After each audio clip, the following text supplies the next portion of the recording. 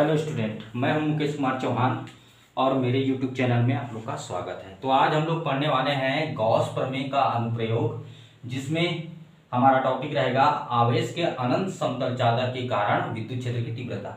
तो इस टॉपिक को पढ़ने से पहले हमें एक टॉपिक समझना पड़ेगा जिसका नाम है पृष्ठीय आवेश घनत्व। इसका मैं सिंपल सा परिभाषा यहाँ पर लिख दिया हूँ। पृष्ठीय चालक के एकांक क्षेत्रफल में आवेश, जितना आवेश पाया जाता है वही हमारा पृष्ठीय आवेश क्या घनत्व कहलाता है। इसे सिग्मा से प्रदर्शित करते हैं। ठीक है, मान के चलो कोई चालक है, कोई भी चालक ले लेते हैं, मान के चलो ये। तो इस चालक को हम लोग Q आवेश देंगे, तो इस चालक के पृष्ठ पर समान रूप से जो आवेश है वो वितरित हो जाएगा। तो इसके एक भाग पर, इस भाग पर, एक भाग पर जितना आवेश, इस भाग पर जितना आवेश, इस क्षेत्रफल पर जितना आवेश रहेगा, इस क्षेत्रफल का नाम क्या है, ए क्षेत्रफल है मान के चलिए। इस एकांक क्षेत्रफल पर जितना आवेश उपस्थित रहेगा वही हमारा पृष्ठीय आवेश घनत्व कहलाता है, जिसे सिग्मा से प्रदर्शित करते हैं। सिग्मा इक्वल टू होता है Q/A। इसीलिए इसका जो मात्रक होगा, SI जो यूनिट होगा वो क्या होगा, कूलाम प्रति मीटर स्क्वायर, कूलाम प्रति मीटर स्क्वायर। तो इसको शॉर्ट में मेरे को बताना था, क्योंकि हमें आज का टॉपिक जो है वो हमारा आवेश के अनंत समतल चादर के कारण विद्युत क्षेत्र की तीव्रता को पढ़ना है। तो इसको पहले हम लोग अब मिटा लेते हैं।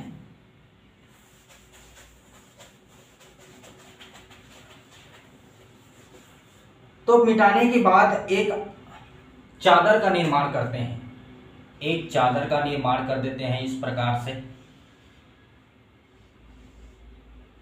ठीक है, और जिस पर आवेश दिया जाता है प्लस Q आवेश, तो इसके पृष्ठ पर वो समान रूप से क्या हो जाएगा, फैल जाएगा। इसके पृष्ठ पर समान रूप से वो फैल जाएगा। ठीक है, ये इस टाइप से समान रूप से फैल जाएगा इसके पृष्ठ पर, और ये संपूर्ण जो पृष्ठ है बिंदु O पर केंद्रित हो जाएगा, या बोल सकते हैं संपूर्ण रूप से जो पूरा आवेश है वो बिंदु O पर केंद्रित है करके बोल सकते हैं। इसके बिंदु O से कुछ दूरी R दूरी पर एक बिंदु ले लेते हैं। ये R दूरी पर हम लोग एक बिंदु ले लेते हैं P। ठीक है, और इसके इधर इस साइड भी हम लोग R दूरी पर एक बिंदु ले लेते हैं। R दूरी पर एक बिंदु ले लेंगे जिसका नाम है P डैश। ठीक है, अब ये दोनों बिंदु ले लिए। अब दोनों बिंदु इसीलिए लिए हैं क्योंकि ये जो समतल चादर है ये सममिति का निर्माण कर रहा है। मतलब यदि हम लोग इस साइड एक बिंदु लिए हैं तो हमें इस साइड लेना पड़ेगा। तो एक बेलनाकार भाग का निर्माण कर लेते हैं।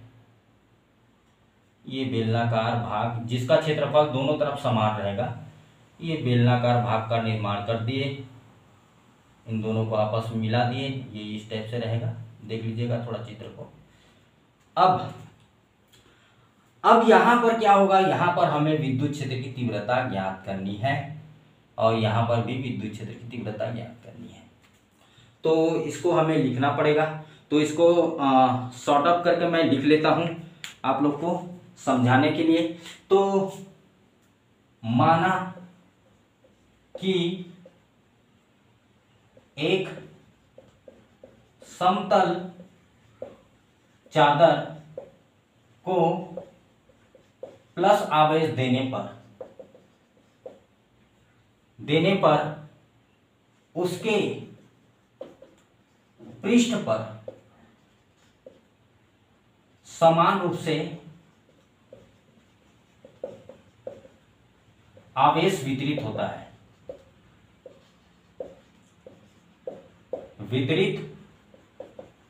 है, ठीक है। बिंदु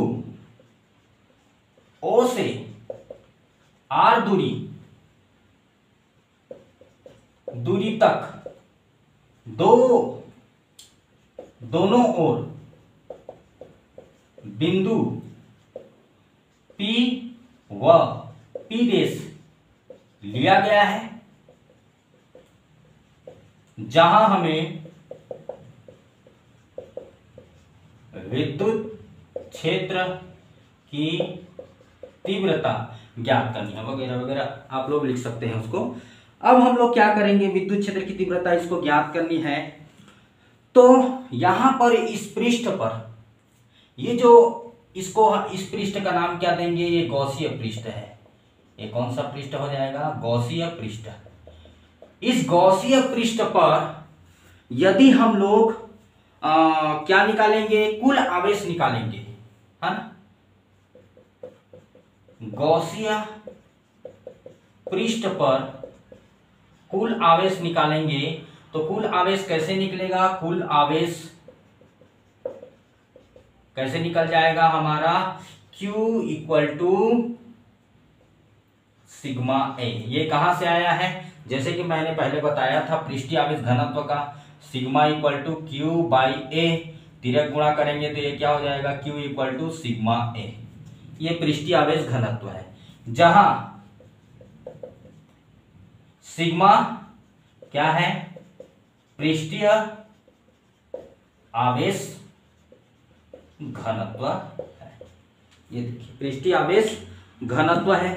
अब यहां पर आप लोगों को करना क्या है, यदि हमें विद्युत क्षेत्र की तीव्रता या संपूर्ण विद्युत फ्लक्स का वैल्यू पता करना है तो कैसे पता करेंगे, बिंदु P व P डैश पर गुजरने वाली से गुजरने वाली संपूर्ण विद्युत फ्लक्स हमें चाहिए। तो ये क्या हो जाएगा, फाई ई हो जाएगा हमारा। अब विद्युत फ्लक्स क्या होता है, ई, और क्षेत्रफल होता है पृष्ठ। तो क्षेत्रफल हमारा मान के चलो कि ये क्या है, ये जो इस भाग का जो क्षेत्रफल है, इस भाग का जो क्षेत्रफल है ए है। ये जो वृत्तीय पार्ट है, तो यहां पर मैं लिख दे रहा हूं वृत्तीय भाग का क्षेत्रफल। वृत्तीय भाग का क्षेत्रफल ए है। यहां पर भी सेम टू सेम इसका जो क्षेत्रफल है वो क्या है, दोनों सेम है, दोनों का वैल्यू कितना है, ए है। दोनों का ये जो वृत्तीय भाग है उसका क्षेत्रफल क्या है, ए है। तो ये दोनों ओर है, तो यहां पर आ जाएगा कॉस थीटा और ई ए कॉस थीटा। और यहां पर हमें क्या करना है, थीटा का वैल्यू 0 पुट करना है। क्यों 0 पुट करेंगे, क्योंकि जो चादर है और जो बिंदु है वो क्या है, एक दूसरे के लंबवत है, इसलिए हम लोग यहाँ पर थीटा का वैल्यू 0 पुट करेंगे। तो ये क्या हो जाएगा, ई ए कॉस 0 अंश प्लस ई ए यहाँ पर कॉस 0 अंश आ जाएगा। इसका जो वैल्यू होता है कॉस 0 अंश का जो वैल्यू होता है 1 होता है, ठीक है। तो यहाँ पर फाई ई इक्वल टू हो जाएगा ई ए प्लस ई ए, दोनों इसका वैल्यू 1, इसका वैल्यू 1। अब हमारा जो अगला लाइन आएगा इसको यहां पर मैं लिख रहा हूं। अब हमारा अगला लाइन आएगा यहां पर फाई ई, थोड़ा सा और आगे इसमें लिख दे रहा हूं, फाई ई इक्वल टू हो जाएगा 2e a। ये इक्वेशन नंबर 1 हो जाएगा, 2e a दोनों जुड़ जाएगा। तो यदि मैं गॉस प्रमेय, हम लोग जानते हैं गॉस प्रमेय से, कौन से प्रमेय से, गॉस प्रमेय से। तो गॉस प्रमेय से क्या होता है, फाई ई इक्वल टू होता है क्यू बाई एप्सिलॉन 0। गॉस प्रमेय का तो हम थ्योरम को तो जानते हैं, क्या होता है, जो आवेश होता है, कुल आवेश जो होता है 1/एप्सिलॉन 0 गुना होता है। ये है समीकरण नंबर 2। समीकरण नंबर 1 भी एप्सिलॉन हमारा फाई ई है, विद्युत फ्लक्स, और समीकरण नंबर 2 में भी जो लेफ्ट साइड है वो फाई है, ये भी विद्युत फ्लक्स है। तो दोनों समीकरण आपस में बराबर है, इसलिए हम लोग यहाँ पर लिख देंगे समीकरण 1 बराबर समीकरण नंबर 2। तब ये क्या हो जाएगा, दोनों आपस में बराबर हो गए, तो 2e बराबर हो जाएगा सिग्मा के बटे में, नहीं सिग्मा बोलता हूं, ये आवेश Q के बटे में एप्सिलॉन 0। हमें विद्युत क्षेत्र की तीव्रता ज्ञात करनी है, तो विद्युत क्षेत्र की तीव्रता क्या हो जाएगी, E बराबर हो जाएगा हमारा Q बटे में एप्सिलॉन 0a। Q बटे में एप्सिलॉन 0a, छूटा क्या है, 2 छूटा हुआ है, तो 2 को भी यहां पर लिख देते हैं। ये आ जाएगा E का वैल्यू। अब हमें इस Q का वैल्यू हमें यहाँ पर, यहाँ देखिए इस Q का जो वैल्यू है यहाँ पर लिखा हुआ है, इस Q के वैल्यू को हम लोग यहाँ पर लिख सकते हैं। मान के चलिए समीकरण नंबर 3 है, तो समीकरण 3 पर हम लोग इस Q के वैल्यू को यहाँ पर लिख सकते हैं। यदि हम लोग लिखेंगे तो इसको कैसे वो करेंगे, तो इसको पहले मैं मिटा दे रहा हूं ऊपर वाले भाग को।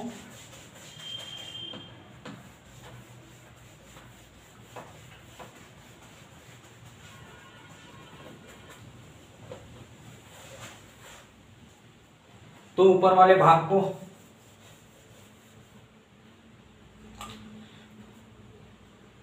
यहां पर इस लाइन को मैं आगे बढ़ा रहा हूं। E इक्वल टू क्या आ जाएगा हमारा Q के बटे में 2 एप्सिलॉन 0 A।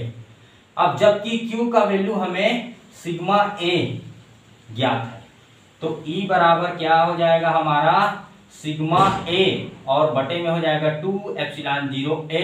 यहां से A कटा तो E का वैल्यू कितना आ जाएगा, सिग्मा बटे में आ जाएगा 2 एप्सिलॉन 0, सिग्मा और बटे में 2 एप्सिलॉन 0।